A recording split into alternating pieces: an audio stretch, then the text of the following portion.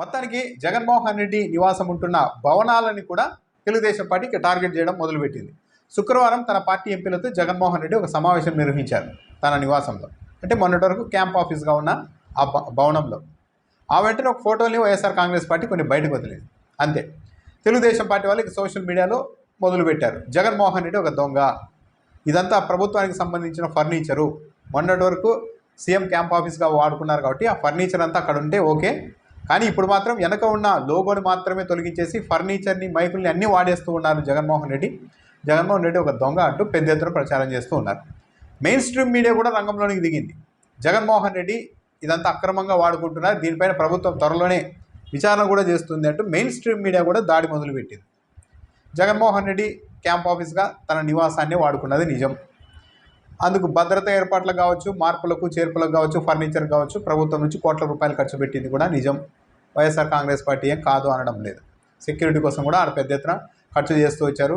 CMO నిర్వహణ అంటే దానికి కూడా చాలా ఖర్చు ఉంటుంది, చేశారు, అదంతా నిజమే, బాగానే ఉంది. కానీ ఈ ఫర్నిచర్ ఎందుకు అక్కడ ఉంది అనే దానిపైన వైఎస్ఆర్ కాంగ్రెస్ పార్టీ కూడా ఒక ప్రకటన విడుదల చేసింది. లేలాపిరెడ్డి, ఎమ్మెల్సీ లేలాపిరెడ్డి ఒక ప్రకటన కూడా విడుదల చేశారు వైఎస్ఆర్ కాంగ్రెస్ పార్టీ తరఫున. అది ఏంటి అనే దానికంటే ముందు అసలు క్యాంప్ ఆఫీస్ అన్నది జగన్మోహన్ రెడ్డి ఒక్కరే తొలుత పెట్టుకున్నారు ఈ రాష్ట్రంలో, ఈ దేశంలో. జగన్మోహన్ రెడ్డి ఇంటి పక్కనే క్యాంప్ ఆఫీస్ పక్కనే హెలిప్యాడ్ కూడా నిర్మించేశారు ప్రభుత్వ నిధులతో అంటూ తెలుగుదేశం పార్టీ మీడియా అటాకింగ్ మొదలుపెట్టింది. ఇదంతా జగన్మోహన్ రెడ్డి ఫస్ట్ చేశారా? కాస్త బ్యాక్ వెళ్ళాలి. 2014 నుండి 2019 వరకు చంద్రబాబు నాయుడు ఏం చేశారో తెలుసుకుంటే, చంద్రబాబు నాయుడు ముందు జగన్మోహన్ రెడ్డి చేసింది చాలా జుజుబి అని అనుకోవచ్చు. చంద్రబాబు నాయుడు 2014లో ముఖ్యమంత్రి అవ్వగానే అప్పట్లో హైదరాబాద్లోనే ఉండేందుకు ఆయన ఎక్కువ ఇష్టపడ్డారు. తెలంగాణలో కూడా తెలుగుదేశం పార్టీని అధికారంలోనికి తెస్తామంటే ప్రకటించి అక్కడే ఉండిపోయారు చంద్రబాబు నాయుడు తొలి రోజుల్లో. తొలుత హైదరాబాద్లోని లేక్ వ్యూ గెస్ట్ హౌస్ను క్యాంప్ ఆఫీస్గా చంద్రబాబు నాయుడు ప్రకటించుకున్నారు. టైమ్స్ ఆఫ్ ఇండియాలో కూడా వచ్చింది. అప్పట్లో ఆంగ్ల దినపత్రికల్లో కూడా చంద్రబాబు నాయుడు ఏ స్థాయిలో 100 కోట్లు తన సొంత అవసరాలకు ఖర్చు చేశారన్నది టైమ్స్ ఆఫ్ ఇండియాలోనే వచ్చింది అప్పట్లో. లేక్ వ్యూ గెస్ట్ హౌస్ మరమ్మతులకు దాంట్లో తనకు కావాల్సిన విధంగా ఏర్పాటు చేసుకోవడానికి 7 కోట్ల రూపాయలు ఖర్చు పెట్టారు చంద్రబాబు నాయుడు. అంతా చేసి అక్కడ వారంలో ఒక్కరోజు మాత్రమే ఉండేవారు, అది కూడా తొలి రోజుల్లో మాత్రమే. ఇంకా ఎంత దారుణంగా చేశారు అంటే అందరూ అప్పట్లో ఆశ్చర్యపోయారు, ఇలా కూడా కోట్లాది రూపాయలని నీలపాలు చేస్తారా అని. హైదరాబాద్ సచివాలయంలో అంటే అప్పుడు ఏపీకి కేటాయించిన భవనాల్లో సౌత్ బ్లాక్లో ఒక బిల్డింగ్ని తనకు ఆఫీస్గా మార్చుకోవాలనుకున్నారు చంద్రబాబు నాయుడు. సౌత్ బ్లాక్లో వెళ్ళారు, దానికోసం 15 కోట్ల రూపాయలు ఖర్చు పెట్టారు అక్కడ మరమ్మతుకు, తన ఆఫీస్ మరమ్మతుకు సచివాలయంలో.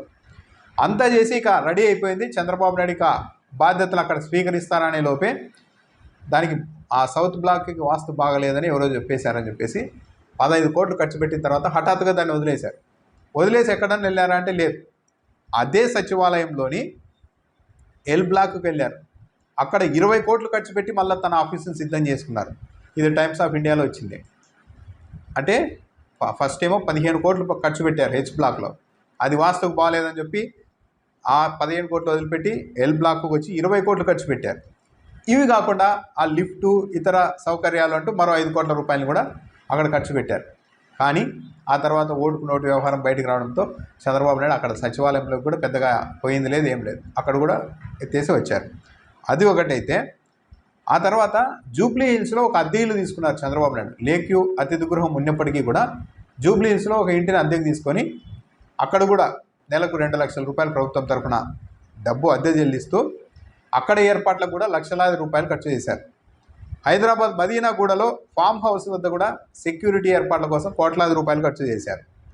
నారావారిపల్లిలో సీసీ కెమెరాలు ఏర్పాటు చేయడానికి, నారావారిపల్లిలోని చంద్రబాబు నాయుడు వద్ద సీసీ కెమెరాలు ఏర్పాటు చేయడానికి ఇతర ఖర్చులకి దాదాపు 36 లక్షల రూపాయలు కోరితే లాస్ట్కి 20 లక్షల రూపాయల వరకు ఖర్చు చేశారు.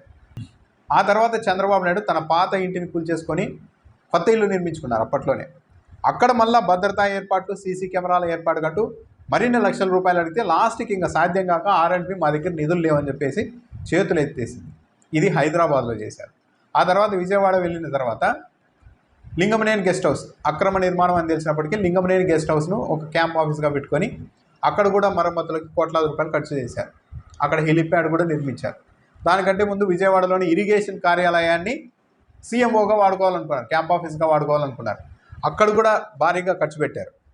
అక్కడ ఎంత దాదాపు లింగంనేని భవన్ ఈ నీటిపారుదల శాఖకు సంబంధించిన కార్యాలయాన్ని వాడుకునే ప్రయత్నంలో ఒకసారి 10 కోట్లు మరొకసారి 14 కోట్ల రూపాయలకు పైగా ఖర్చు చేస్తూ వచ్చారు. ఇంకా స్పెషల్ ఫ్లైట్లు అవన్నీ కలుపుకుంటే 100 కోట్లలోనికి వెళ్ళిపోయింది చంద్రబాబు నాయుడు అప్పట్లో చేసింది. అంటే దాదాపు 4-5 క్యాంప్ ఆఫీసుల్ని మార్చేశారు. ప్రభుత్వ కార్యాలయాన్ని రెడీ చేసుకోవడం, దాన్ని వాడుకోవడం, అలా వదిలేయడం, హైదరాబాద్లో కావచ్చు ఇక్కడ కావచ్చు అలా చేసుకుంటూ వచ్చారు. దానిపై అప్పుడు ఎవరు ప్రశ్నించినా కూడా సీఎం అన్నాక ఆ మాత్రం కనీస అవసరాలు ఉంటాయి, హెలిప్యాడ్ ఉండకూడదా, విజయవాడలోను హైదరాబాద్లో క్యాంప్ ఆఫీసులు ఉండకూడదా, సచివాలయం అన్నాక ఛాంబర్లో రెడీ చేసుకోరా అంటూ ఇట్లా మాట్లాడేవాళ్ళు. ముఖ్యమంత్రి అన్నాక పర్యటనలు ఉండవా, కాబట్టి ప్రత్యేక విమానాలు వాడితే తప్పేంటి అని మాట్లాడారు. కానీ జగన్మోహన్ రెడ్డి చూడండి, ఈ 5 ఏళ్ళు ఉన్నది ఆయన ఇంటిలోనే దాన్ని క్యాంప్ ఆఫీస్గా, వాళ్ళ ఇంటి దగ్గర ఉన్న ఒక భవనాన్ని క్యాంప్ ఆఫీస్గా వాడుకొని అక్కడ ప్రభుత్వం ద్వారా సీఎం కాబట్టి ప్రభుత్వం అధికారికంగానే అక్కడ ఫర్నిచర్కి కావచ్చు, సెక్యూరిటీకి సంబంధించిన ఏర్పాట్ల కోసం ఖర్చులు చేసింది. దాంతోపాటు నిర్వహణ ఖర్చులు కూడా చేసింది ప్రభుత్వం, దాంట్లో ఏం కాదనడం లేదు. కానీ ఇప్పుడు జగన్మోహన్ రెడ్డి ఫర్నిచర్ అంతా దోచుకుంటున్నారు, దొంగ కోట్లాది రూపాయలు ఖర్చు పెట్టుకున్నారు, హెలిప్యాడ్ కూడా నిర్మించేసుకున్నారు. ఇక సీఎం అన్నాక హెలిప్యాడ్ నిర్మించుకోకుండా ఉంటారా? సీఎంఓ పక్కన, క్యాంప్ ఆఫీస్ పక్కన. ఇది చాలా చిన్న విషయం.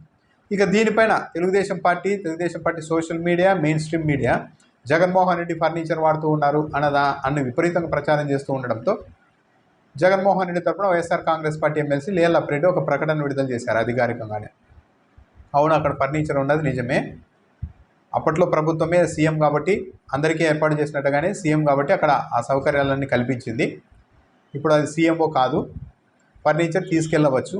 కానీ మేము అడిగాము అధికారులను, ఎలాగో అంతా ఇక్కడ ఏర్పాట్లు చేశారు, ఇవన్నీ ఫిక్స్ చేశారు కాబట్టి వాటికి విలువ కట్టితే ఆ మేరకు తాము విలువ చెల్లిస్తాం, అంటే వాటికి అయిన ఖర్చు అంతా ఫర్నిచర్ కావచ్చు వీటన్నిటికీ అయిన ఖర్చును మేము అధికారికంగా మా పార్టీ నుండి చెల్లిస్తామని అధికారులకు లేఖ రాశాం. అధికారులు కూడా దాన్ని ఫైల్ చేశారు. ఆ ఫైల్ ఇప్పుడు ప్రాసెస్లో ఉంది. అధికారుల నుంచి స్పందన కోసం ఎదురు చూస్తూ ఉన్నాం. ఇది జరిగింటే తెలుగుదేశం పార్టీ సోషల్ మీడియాలో జగన్మోహన్ రెడ్డిని కించపరిచేలాగా రకరకాలుగా ప్రయత్నాలు చేస్తున్నారు. ఇది తప్పు, ఫర్నిచర్ ప్రభుత్వం అనేదే, మేము లేఖ రాశాం, దీనికి విలువ చెల్లిస్తాం, డబ్బు చెల్లిస్తామని. ప్రభుత్వం అందుకు అంగీకరిస్తే డబ్బు చెల్లిస్తాం, అది ఇక్కడే ఉంటాయి. ఒకవేళ దానికి ప్రభుత్వం అంగీకరించకపోతే తీసుకెళ్ళవచ్చు ఫర్నిచర్ని. ఇది మ్యాటర్. సో అయితే ఇప్పుడున్న పరిస్థితుల్లో తెలుగుదేశం పార్టీ జగన్మోహన్ రెడ్డి తాను డబ్బులు చెల్లిస్తాను అని చెప్పినప్పటికీ కూడా ఆ ఫర్నిచర్ని, ఆ సెటప్ను అక్కడ ఉంచేందుకు ఇష్టపడుతుందా అన్నది అనుమానమే. రివెంజ్ పాలిటిక్స్, అసహనంతో ఉన్నారు కాబట్టి అందరూ 2 పక్షాలు తప్పనిసరిగా జగన్మోహన్ రెడ్డి ఎన్ని డబ్బులు ఇచ్చినా గవర్నమెంట్కి వెళ్తాయి ఎలాగో, కాబట్టి అవసరం లేదు. మొత్తం అది ఆ ఫర్నిచర్ తీసుకొని వచ్చేటప్పుడు సగం పాడైపోయినా పర్వాలేదు, జగన్మోహన్ రెడ్డి దగ్గర అలాంటి ఫెసిలిటీ లేకుండా చేయాలి అన్న విధంగానే తెలుగుదేశం పార్టీ ప్రభుత్వం ముందుకు వెళ్ళే అవకాశం ఉంది. అలాంటి ఉద్దేశం ఉండబట్టే మీడియాలో కూడా అప్పుడే పెద్ద ఎత్తున ప్రచారం చేస్తూ ఉన్నారు. అసలు జగన్మోహన్ రెడ్డి ఇంటి చుట్టూ ఐరన్ ఫెన్సింగ్ వేసుకున్నారు సెక్యూరిటీ దృష్ట్యా ముఖ్యమంత్రి అయిన తర్వాత. దాన్ని కూడా పెద్ద ఎత్తున ట్రోల్ చేస్తూనే ఉన్నారు. ఎందుకు ఇలా పెట్టుకున్నారు, లోపల దాక్కున్నారు చుట్టూ కంచె వేసుకొని అని. అంటే మిగతా ముఖ్యమంత్రులు, మంత్రులు, ప్రధానులంతా రొమ్ము విడ్చుకొని సింగిల్గా నడు రోడ్డు మీద తిరుగుతూ ఉంటారా? అలా తిరగడం సాధ్యమవుతుందా? వాళ్ళకి థ్రెట్ ఉండదా? ఆ థ్రెట్కు తగ్గట్టు భద్రతా ఏర్పాట్లు చేసుకుంటే అది తప్పు అవుతుందా? మరి ఏమో టీడీపీనే చెప్పాలి.